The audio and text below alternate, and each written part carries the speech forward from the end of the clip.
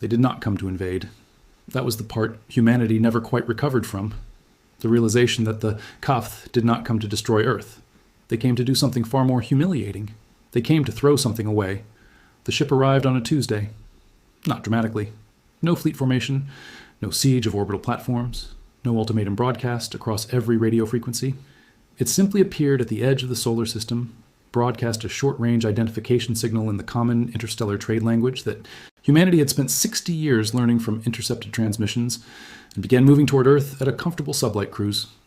The identification signal when the language department at the Interstellar Affairs Bureau finally decoded it in full, translated to something like decommissioned vessel, category, disposal, destination, Earth, classification, charitable transfer, charitable transfer.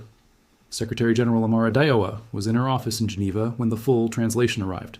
She read it 3 times. She sat it down. She looked out the window at the Alps. Then she said very quietly to no one in particular, "They're giving us their garbage." The ship was 4.2 kilometer long. It was a Kavith warship of a class that had been standard military issue across the Kavith hegemony approximately 200 years ago. The Kavith had 14 warship generations since then. This one, the Gavathas battlecruiser, had been obsolete since before anyone currently alive in the hegemony had been born. Its weapon systems were ancient. Its drives were primitive. Its armor, by Kath standards, was considered embarrassingly thin.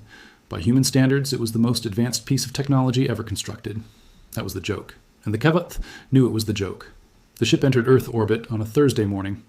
It broadcast a second message automated, clearly written by a bureaucrat, which informed humanity that the vessel was being transferred as a gesture of interstellar goodwill toward a developing species, that it was fully decommissioned and stripped of all sensitive systems, and that the Kavathi wished humanity productive learning from the study of its design.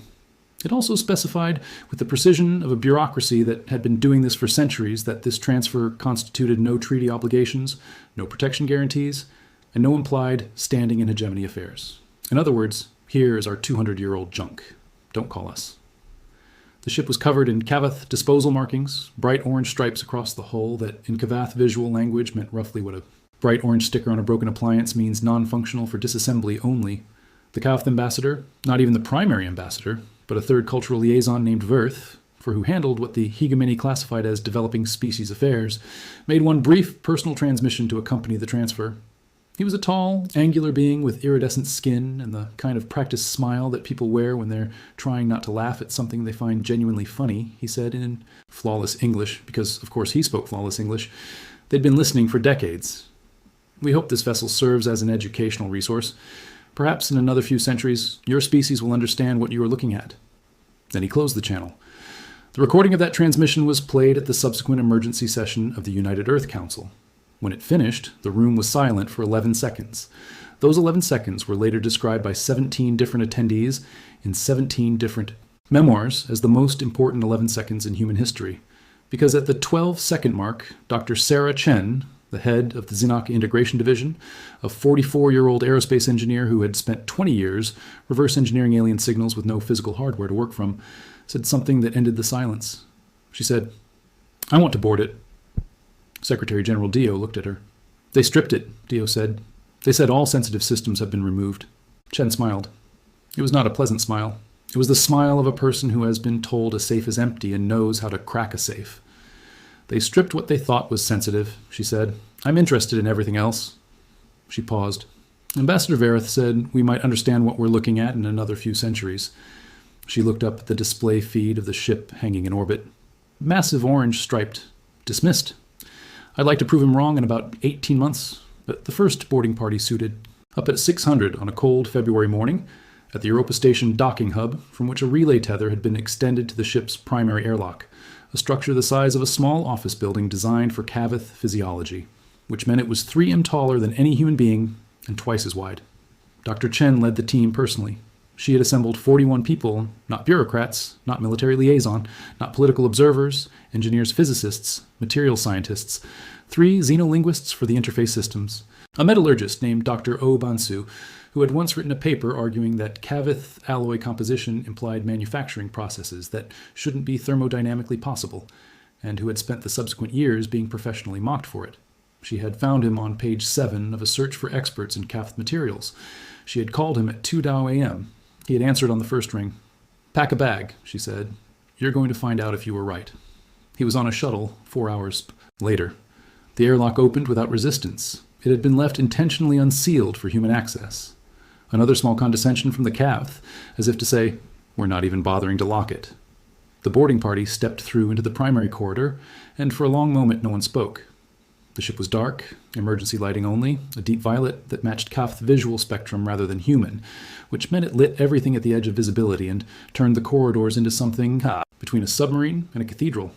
The corridors were vast, 8 meter wide, 6 meter tall, running in smooth curves that had no sharp corners anywhere. The walls were not metal in any conventional sense. They were a composite that, under the beam of Bonsu's analysis torch, returned spectral signatures that made him stop walking entirely. "This is the alloy," he said. His voice was very quiet. Chen stopped beside him. "The one from your paper? The one that shouldn't be possible?" "Yes." He ran the torch over the wall again. "It's not just the alloy. Look at the grain structure. The molecular lattice it's actively organized. The material is semi-crystalline at ambient temperature, but the crystal ice is deliberately oriented. It's not cast, it's not forged, it's grown under a magnetic field of a very specific configuration while being exposed to." He stopped. Bansu Chen said, "Sorry." He took a breath. "This wall is smarter than anything we have ever built, and it is the floor, the ceiling, the structural frame, and the armor simultaneously, because the lattice transitions function by function depending on which layer you're analyzing." He looked at Chen. "They gave us this because they thought it was worthless." He said, "This material alone is 50 years of metallurgical advancement, just the wall. They were 4M into the ship. It got more interesting from there. The weapons bays were empty. The Caveth had removed the actual weapon emitters, but the targeting architecture was still there. The fire control computers were still there. The targeting sensor arrays, passive systems the Caveth apparently had not considered worth removing, were still there. Xenolinguist Priya Nair, kneeling in the targeting bay with an interface tablet and 3 years of Cave-T computational language on a hard drive, spent 40 minutes working through the system handshake protocols before she looked up and said with enormous calm, "I'm in the weapons computer." Chen crossed the bay in 12 steps. "The emitters are gone," Nair said, "but the targeting system, the tracking algorithms, the fire sequencing, the trajectory calculation across multiple simultaneous targets, it's all here. It's all intact. Because from the Caveth perspective, without the emitters, none of this is a weapon." She looked at Chen. "But the brain of the gun is completely functional. They only took the barrel. The drive section was the find that ended all arguments about whether the project was worth funding. The Caveth had removed the drive cores. The exotic matter reaction chambers that converted fuel to thrust, those were presumably too advanced to leave in developing species' hands. But the drive architecture, the magnetic confinement channels, the thrust vectoring systems, the gravitational compensators that made Cavth ships handle like fighters despite their mass, was not only intact, but was in better condition than the rest of the ship. The Caveth had apparently cleaned and maintained the drive section as a matter of protocol, even during decommissioning. Dr. Jin Woo Park? No. Relation to any Park, just the most common Korean surname and an unhelpful coincidence, was the team's propulsion physicist. He had written his PhD thesis on theoretical faster-than-light drive geometries, based entirely on the mathematical implications of signals humanity had received from Cavth ships passing through the outer system. He had never seen actual Caveth hardware. He stood in the drive section for 6 minutes without moving or speaking. Then he sat down on the deck because his legs stopped working correctly. "Dr. Park?" someone said. "I was right," he said from the floor to no one. "About all of it. About the geometric compensation, the torsion field channeling, all of it. I was right about all of it." He looked up at the magnetic confinement channels running in their elegant curves above him. "We don't need to understand this from scratch," he said. "We just need drives that fit these channels. We can build drives that fit these channels. We could do that in less than a year if we started today." Dr. Chen looked at the drive section around her. She looked at the weapons computer. She looked at the wall that Bonsu was still quietly analyzing with an expression of academic rapture. She thought about Verith Four's smile. She took out her personal communicator and called Secretary General Dio. "I need a budget," she said. "Unlimited or as close to it as the Council can authorize. I need it immediately, and I need you to keep what we found here absolutely quiet for as long as possible." A pause on the line. "How long do you need?" Dio asked. Chen looked at the ship around her, at all the things the Caveth had not thought worth protecting. 18 months, she said. Maybe less. They named the project internally, never officially, never in any document that would be seen by anyone outside the team. Project Bastard. Because, as Dr. Bonsu put it during the second week, looking at the hybrid thing they were already building, that is absolutely what this is. The official name in the documentation submitted to the United Earth Council was the Xenotech Integration and Reactivation Initiative, or XERI. No one on the project ever called it that. They called it Bastard with a kind of fond, fierce pride, the pride of people building something that had no right to work out of pieces, that had no business being combined for a purpose that the original designers would have found incomprehensible. The ship was officially designated by the Council as the UES Prometheus. The team called her Bastard. She answered to both. The work was extraordinary and brutal, and the 18-month timeline Chen had promised was maintained through the kind of sustained creative overwork that burns people down to their essential elements and occasionally reveals that those elements are made of something harder than anyone expected. Week 3. Bonsu's materials team cracked the alloy growth process. Not fully, not the complete manufacturing protocol, but enough to produce panels of the composite in small quantities using modified magnetic confinement chambers. Originally designed for fusion research, the panels were impure, slightly irregular in their lattice structure, and approximately 40% less effective than the original KVTH material. They were still 10 times stronger than anything humanity had previously manufactured. Month 2, Park's propulsion team built the first prototype drives. Human-designed reaction chambers built to fit the Kavath confinement channels, running on deuterium-helium-3 fusion, rather than the exotic matter the Kavath used. The drives could not by themselves produce faster-than-light travel, but inserted into the KVTH gravitational compensation architecture. They produced a thrust-to-mass ratio that when Park ran the numbers the first time caused him to run them again, then a third time, then show them to Chen without speaking, simply pointing. The ship would be with these drives approximately 8 times faster than any human vessel ever built. That was not the part that eventually made Verith IV regret his smile. That came later, month 4. Nier's weapons team made their breakthrough. The Kavath targeting system's fire sequencing, designed for weapon emitters that no longer existed, was remapped painstakingly and brilliantly to a set of weapon systems that very much did exist. An array of 32 electromagnetic railgun batteries of human design modified with Kavath targeting software firing tungsten idiom penetrators at 22 kilogrammes with accuracy that no human targeting computer had ever approached. Nier called the result a Kavath brain connected to human hands. The metaphor was apt. The railguns could track, target, calculate ballistic correction for relativistic drift, and fire across 12 simultaneous targets in the time it took a human operator to blink. Month 6 brought the incident that nearly ended the project. A Kavath trade vessel passing through the outer system on a routine commercial route noticed the work being done in Earth orbit and filed an observation report with the hegemony. Within 3 weeks, a formal communication arrived from the hegemony Office of Developing Species Affairs, the same bureaucratic desk that Verith worked for, which expressed in the polished and absolutely devastating language of entities who had been writing diplomatic insults for 3,000 years, concerned that Earth's modification of the decommissioned vessel may exceed the technical capacity implied by the transfer conditions, and noting that the hegemony retains the right to review any reactivation of disposed military assets. In other words, we're watching, and we're already a little worried, and we want you to know we can stop this. Secretary General Dio brought the message to Chen personally. Chen read it, set it down, thought for a moment. How long, she said, before the hegemony could physically get a ship here if they decided to intervene?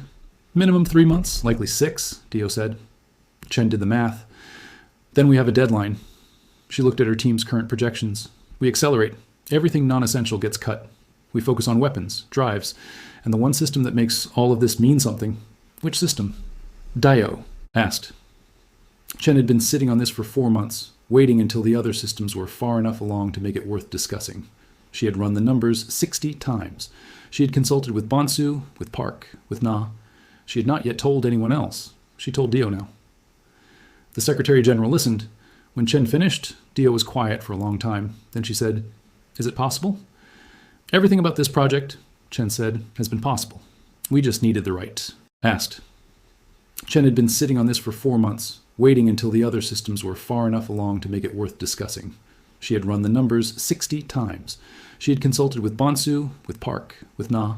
She had not yet told anyone else. She told Dio now. The Secretary General listened. When Chen finished, Dio was quiet for a long time. Then she said, "Is it possible?" "Everything about this project," Chen said, "has been possible. We just needed the right framework to build inside." She pulled up the schematics on the display. The Cave-Teth stripped the ship because they thought the emitters, the drive cores, the sensitive systems were all that mattered. They left the architecture, the skeleton, the nervous system. She traced a line through the schematic. What they left behind is a body. We've given it muscles and reflexes. What I've been working on for 4 months is the thing that makes it a predator. The system she showed Dio had no human precedent, but it had a KVT-1. It was present in the ship's original design, stripped down to its structural elements, never intended for reactivation. A suite of passive sensor systems originally designed to give the Gavathas battlecruiser complete spatial awareness across a 200,000-kilometer sphere. Every object, every energy signature, every gravitational anomaly processed in real time. The Cath had used it for navigation and threat avoidance. Chen's team had spent 4 months figuring out how to connect it to the targeting system. Complete spatial awareness, she said, feeding directly into 12 target simultaneous engagement protocols with drives fast enough to be at any point in that 200,000 kilometer sphere in under 4 minutes. She looked at Dio. The Cath built a ship that could see everything and run from everything. We've built a ship that can see everything and kill everything. In their 200-year-old junk, Dio said slowly. In their 200-year-old junk, Chen allowed herself one small smile. They threw away their knife. We made it a sword. The Cath did not send one ship. That would have been a statement, but a modest one. The hegemony, when it decided to make a point, made the point with the kind of overwhelming scale that had kept 300 species from disagreeing with them for 900 years. They sent 7. 7 Kavath warships of a current generation class entered the solar system on a Thursday, 14 months after the charitable transfer, broadcasting on every frequency a message that the Interstellar Affairs Bureau translated in under 60 seconds because it was written to be translated quickly. The Kavath hegemony hereby invokes Article 7 of the Galactic Salvage and Disposal Conventions, under which the modification of disposed military assets beyond the technology classification level of the receiving species constitutes unauthorized rearmament. The vessel-designated charitable transfer reference 4471. Earth is to be immediately surrendered to hegemony custody, or it will be disabled and reclaimed by force. Humanity is given 48 hours to comply. Non-compliance will be considered an act of aggression against the hegemony. 7 ships. Humanity had no fleet that could fight 7 current-generation Kavath warships. The math was not close. In raw capability, 7 Kavath ships represented approximately the firepower of humanity's entire active military space fleet. Twice over, Ambassador Varathfor accompanied the fleet personally. He made a separate transmission directly to Secretary General Dio in the same warm tone one uses with a child who has been caught. Doing something they knew was wrong, but was also secretly slightly impressive. Secretary General, I must confess we underestimated your engineers. Whatever you've managed to do with that old hull is clearly beyond what we anticipated. A credit to your species, genuinely. But I think you understand our position. We cannot allow a developing species to possess military hardware beyond their classification level. Return the vessel, and this matter is settled peacefully. You have my personal guarantee of no further consequence. He was very convincing. He was also, and this was the part that mattered, making an assumption that had been made about humanity many times before by many species in many contexts. He assumed they were afraid. Secretary General Dio's response was recorded and later became one of the most replayed transmissions in human history. She was standing at her desk in Geneva looking at the feed of 7 Kavath warships hanging in the outer system, and her voice was perfectly level. Ambassador Varathfor, thank you for your concern. We would like to respectfully point out that the charitable transfer conditions specified no restrictions on modification, that Article 7 of the Salvage Conventions applies only to vessels modified with technology provided by the hegemony, which ours was not, and that the UES Prometheus is a human vessel built by human engineers using human design systems aboard a frame that is legally our property. A pause. We will not be returning her. She closed the channel. Varathfor's response arrived 11 minutes later. The warmth was gone. You have 47 hours and 49 minutes. In the U.S. Prometheus, currently holding position in high Earth orbit. Dr. Chen was not in the command center. She was in the engineering bay, running final calibration checks on the spatial awareness array when Captain Thomas Reyes, the most experienced combat commander in the United Earth Navy, a man who had fought in 3 belt conflicts and 1 brief ugly engagement with a terror pirate operation near Jupiter, found her. Reyes was 53. He had a face that had been broken and healed at least twice and had given up being symmetrical about it. He had been given command of the Prometheus 6 weeks ago when Chen had finally declared the ship operationally ready for crew boarding. He had spent those 6 weeks learning everything about the ship. He was, Chen had concluded, exactly the right human being to fly it into a fight. "47 hours," he said. "I know," she said, without looking up. "The council is meeting. There are significant voices in favor of compliance." "I know that too, Chen." He waited until she looked up. "Are we ready?" She had been running simulations for 4 months. Pseudo-12 combat simulations against Kavath ship specifications, reconstructed from every piece of data humanity had gathered over 60 years. She had made the simulations harder each time, adjusting for variables she was uncertain about, assuming the worst-case tactical response at every decision point. The Prometheus had won 194 of them. The 18 losses had taught her things. She had fixed 12 of the underlying causes. 6 remained as genuine uncertainty, things she could not fully account for, because she did not have complete Kavath capability data. She looked at Reyes. 7 ships is more than I planned for. She said, "I planned for 5 as the worst case. 7 changes the spatial engagement geometry. Can we win?" A long pause. "We can win against 5 without serious question," she said. 6 is very possible. 7. She set down her calibration tool. 7 requires us to use the ship the way it was never designed to be used. Aggressive geometry, close engagement, using the speed to stay inside their targeting solutions while the spatial array keeps us outside theirs. Can the crew handle that? The crew is exceptional. She met his eyes.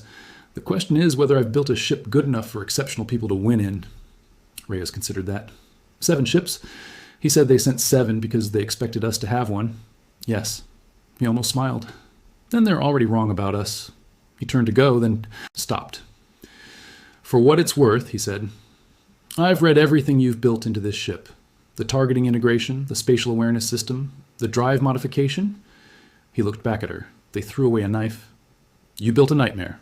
Whatever happens out there, and you should know that." Chen watched him leave. She went back to her calibrations. She had 39 hours left.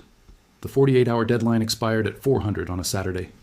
At 0401, the 7 kVTH warships began moving toward Earth.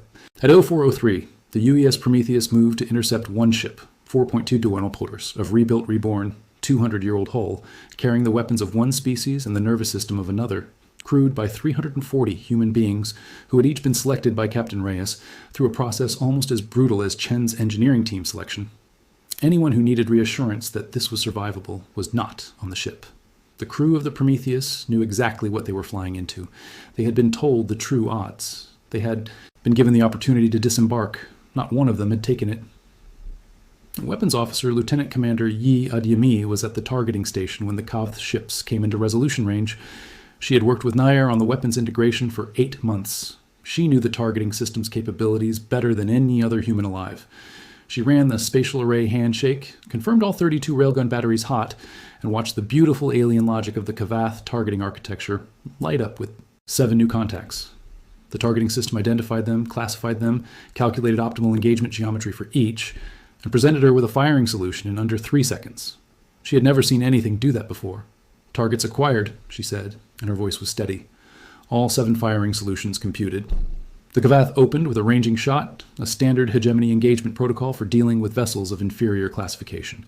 A single directed energy pulse fired at the Prometheus's primary hull, calibrated to be just powerful enough to disable rather than destroy. The spatial awareness array detected at 0.3 seconds before impact. Reyes had built the response protocol himself, working with Chen. The moment the array detected an incoming weapon, the drives fired a micro-correction burn. Small, precise, just enough to move the hull out of the impact path by 30 Mender. The pulse missed. On the 7 Cath ships, there was a pause of approximately 4 seconds, the Kavath equivalent of blinking in confusion. A ranging shot at that. Distance fired at a stationary target did not miss. The Prometheus was no longer stationary. Reyes hit the drives at full output. What happened to a crew at full output from modified human drives inside Koth gravitational compensation architecture was that they felt approximately 2 Joule of acceleration. Uncomfortable, but survivable. While the ship outside moved at a rate that made the Kath sensor operators reach for their consoles to check for system errors, the Prometheus crossed 40,000 kcal in 94 seconds. She came out of the burn. Inside the KVTH formation, not at the edge of it, not approaching it from a safe distance, inside at 200 kcal from the nearest Kavath vessel, well within the minimum engagement range, where the Kavath ship's large-scale weapon systems could not track and fire without risk of hitting each other. Admi fired. The Kath targeting doctrine assumed that a vessel inside minimum engagement range was attempting to flee or surrender. No species in 900 years of Keth military history had ever voluntarily driven inside a fleet formation to fight. The 32 railgun batteries, guided by targeting software that could solve 12 simultaneous firing solutions in a blink, began methodically destroying things. Not killing, not yet. Chen had spent considerable thought on what to shoot first. The answer which Park had helped her derive from the drive architecture data was the gravitational compensators. Every Cavath ship's compensators were external, visible, accessible, essential. Without them, the Cavath warship could not maneuver at engagement speed without killing its own crew through inertial forces. The Prometheus hit compensators on 4 of the 7 ships in the first 90 seconds. 4 KVT-8 ships, suddenly unable to maneuver at engagement velocity, dropped to sub-combat speeds. The other 3 turned to engage. What followed was 11 minutes of combat that human military historians would later spend years trying to fully document because the Prometheus's own sensor records, taken by the spatial awareness system which logged everything, within 200,000 calendar kilometers showed a ship moving in ways that seemed to violate the tactical logic of everything that had come before it. Reyes used the speed the way a knife fighter uses reach, never still, never where the enemy expected. The spatial awareness array fed continuous positional data to his helm, and he used it not to avoid, though he avoided, but to select, to choose at every moment which angle, which closing vector, which moment of approach gave Adi the shot she needed while keeping the hull outside the firing solutions of the ships that still had weapons. The Cath were not incapable fighters. They had 900 years of doctrine, and 3 of the 7 ships were still fully mobile. But their doctrine was built on the assumption of superiority, of a capability gap that meant they could dictate engagement terms. They had never developed the tactical patterns needed for fighting an enemy that was faster, that knew where they were before they fired, and that had driven into the middle of their formation on purpose. Ship 5 went dark when ADME put 3 penetrators through its reactor housing at 22 kilometers S. Ship 6 lost its entire weapons array when the Prometheus executed a burn that put it directly below the Keth vessel at 800 kilometers, inside its own weapons depression angle, and Amy fired upward. Ship 7, the last mobile Keth vessel, made a decision that none of the others had made. It broke formation. It turned away from Earth, away from the fight, and began accelerating toward the outer system. Running. Reyes tracked it on the spatial array for 40 seconds. He looked at Addie. She met his eyes, a question without words. He shook his head once. "Let it go," he said. "Let it go home and tell them what happened here." The ship ran. Behind it, 6 KTH warships drifted, disabled, contained, crew alive and unheard. The Prometheus held position between them and Earth. 32 railguns warm and ready. The battle had lasted 11 minutes and 40 seconds. The Prometheus had not been hit once. In the engineering bay, where she had been watching every system readout in real time, Dr. Sarah Chen pressed her palms against a section of wall, the original Cavath composite grown under magnetic fields and manufacturing processes that shouldn't be thermodynamically possible, and let herself feel for one moment everything she had held back for 18 months. Grief for the nights she had not slept, for the people she had driven to their limits, for the weight of being the one who had to believe when no one else had grounds to. And underneath that, deep and fierce and permanent, something else entirely. Pride. Ambassador Verith's transmission arrived 17 hours after the battle. It was not addressed to the Secretary General. It was addressed to Dr. Sarah Chen. The transmission was 4 minutes long. Verith 4 did not speak for the first 40 seconds of it, which was for someone who had spent a career in diplomatic communication an extraordinary thing. When he did speak, the polished warmth was entirely gone. What replaced it was something more honest, the careful, precise tone of a person recalibrating everything they thought they knew. He said, "I owe you an apology, not on behalf of the hegemony. That will come through official channels, and I expect it will be worded very carefully by people more cautious than me. This is personal." Another pause. "I made an assumption about your species that I have made about many species, and I have never been wrong before. I assumed that what you did not yet understand, you could not yet use. That was incorrect. I also assumed..." He stopped, started again. "I also assumed that a species in your position would be afraid, that fear of us would be the primary factor in every decision you made. That was also incorrect." He looked directly into the transmission feed. "What you did, what you built, is not what a afraid species does. I'm trying to find the right word in your language. I believe the word is audacious." He closed the channel.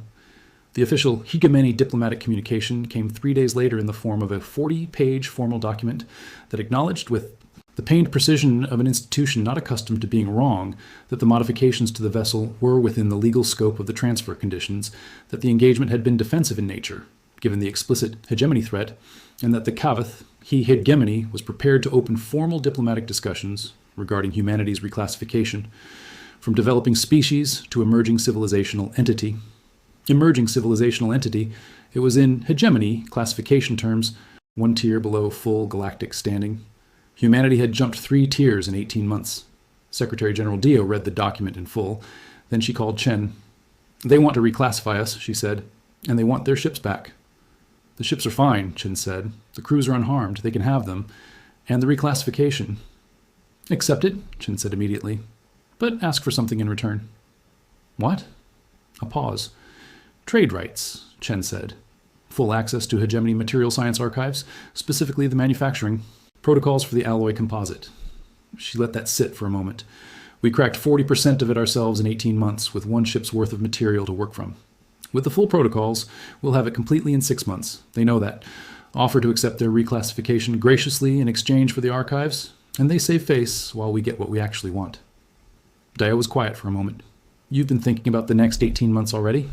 "I've been thinking about the next 18 months, since month 2 of the first 18 months. Chen said the hegemony accepted the trade. The UES Prometheus was formally recommissioned at a ceremony attended by 300 dignitaries and broadcast live to 9 billion people. The orange disposal stripes had been repainted over.